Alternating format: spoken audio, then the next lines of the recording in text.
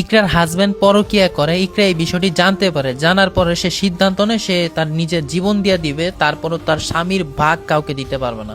ইকরার husband তার শোরুমের manager তিথি নামে একটি মেয়ের সাথে পরকীয়াতে লিপ্ত হয়েছে। তাদের শোরুমের সে ম্যানেজমেন্ট করে, তার একটি নতুন শোরুম দিয়েছে আশুলিয়া জামগড়াতে আব্বাস শপিং কমপ্লেক্স মার্কেটে। সেখানকার যে ম্যানেজমেন্ট আছে তার সাথে পরকীয়া। ইকরা তখন বিষয়টা জানতে পারে, জানার পরে ইকরা তার হাজবেন্ডকে অনেক বুঝানোর পরও কোনো কাজ হয় না। সে তাকে বারবার অবহেলা করে এবং ইকরার হাজবেন্ড বারবার ওই মেয়ের সাথে পরকীয়া করতে থাকে। এই বিষয়গুলো ইকরা জানতে পারে এবং জানার পরে অনেকভাবে বোঝানোর চেষ্টা হয়, কিন্তু কোনোভাবে কাজ হয় না।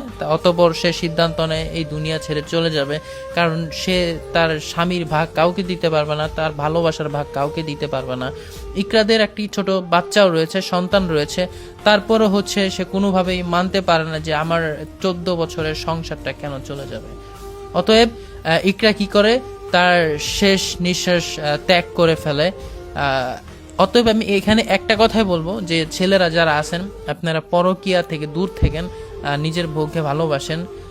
এইটাই ছোট একটা মেসেজের মাধ্যমে ভিডিওটি দিয়ে দিলাম, কারণ আপনার বউ আপনার ভাগ কাউকে দিবে না, এটা বাস্তব। এবং ইতিহাসে এমন কোনো নারী নাই যে তার স্বামীর ভাগ কাউকে দিয়েছে।